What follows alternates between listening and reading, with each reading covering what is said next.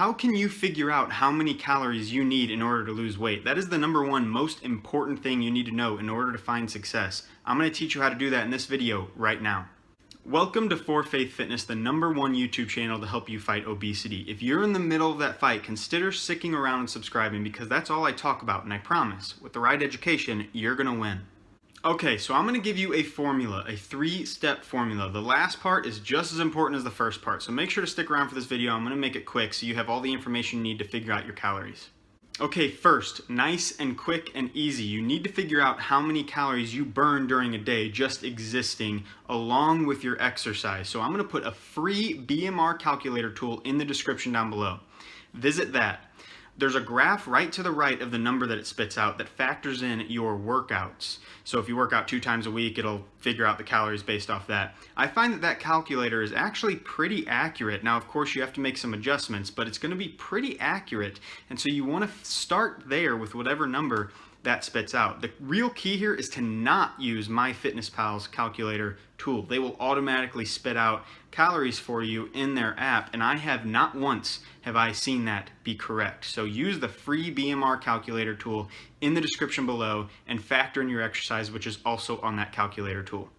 Okay, next, you're going to want to take that number that it spit out and you're going to want to subtract 500 or 1,000 or somewhere in between. 500 will be a pound of weight loss a week. 1,000 will be 2 pounds of weight loss a week. You might find that you're eating almost nothing at 2 pounds of weight loss a week, so you might need to lean back towards that 500. But the important part to consider here is that you don't want to lose weight too fast. That's why I want you to hold off, and we might make some adjustments, but I want you to hold off going anywhere above 1,000 caloric deficit at first based off what that BMR calculator says. And why is that? That's because your muscle is taken when the body can't process fat fast enough. So let's say you're eating 2,000 calories less than what you need. Your body is going to take some of it from fat, but the other part, it's going to not be able to convert fat fast enough. It's going to take it from your muscle. And whenever it starts taking too much from muscle, you end up with a slower metabolism. That is why, look into the Biggest Loser participants. They were eating so much less than what they were burning. Their bodies, look at their metabolism. I mean, there's stories all over about the Biggest Loser and how their metabolisms are messed up. And that is because they lost their muscle. Your muscle is your metabolism. You don't want to lose weight too fast. Hey guys, let me know in the comments, how many calories have you been eating in order to lose weight? And I'm going to give you my feedback down there based off some basic information like your gender, body weight, and calories that you've been eating. Okay, so tip number 3, the all-important third tip, and that is going to be to establish a pattern. Take your weight as often as possible that it does not defeat you. If stepping on the scale every single day and seeing the fluctuations is very defeating, then you might need to hold back and do something more like once a week. If you can do it every day, that will be helpful for you to establish a pattern. The goal here, as I have been saying, is to establish a pattern, is to find where is my weight moving, because one weigh-in is always going to be wrong. I always tell my clients, whenever you step on the scale, know that the weight that it spits out is either going to be too high or too low. It is not going to be accurate. We don't know which one it is, so we need a pattern. The reason this tip is so important is because you're going to have to make adjustments to that number that BMR calculator spit out. So let's say it spits out 2,500, you subtract 500 calories, you're eating 2,000, and you notice that your weight, the pattern of your weights is going to be pretty flat. Well, you know that that's about where you need to maintain weight. So that calculator was a little bit off.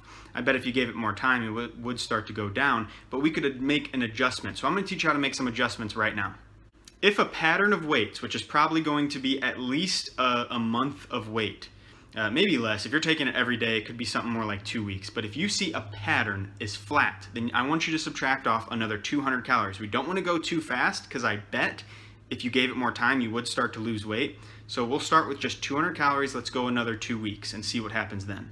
If you notice a pattern down, I don't care how slow it is, you are making progress. Let's keep it up. If you only have 2 weeks or a month of a pattern that you see your weight going down, keep that up. You're doing good. Just don't change anything because I don't want your body to freak out, or I don't want you to feel like you're starving yourself and then for you to revert back to your old habits. So keep it up.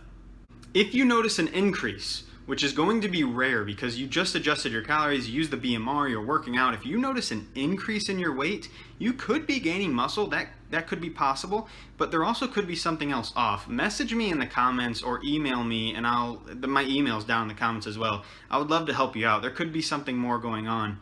Yes, you can gain muscle, but I find it highly unlikely that you're going to be gaining muscle at a rate faster than you're losing fat. So your weight shouldn't be going up, and if it is, I want to help you. Remember, the body is awesome. It's amazing. It responds so well to all kinds of factors that are going into it, like sodium going out in the form of exercise and sweat, your exercise, your stress, your sleep. It's amazing. The body is awesome, and that is a good thing, but it means that we have to establish patterns with weights, not single weigh-ins. Single weigh-ins are not helpful. 2, 3, 4 weigh-ins usually aren't very helpful. We need to see a pattern. If you would like to know how to keep track of your calories once you know how many you're supposed to be taking in, then watch my next video right here on just that, which is food logging.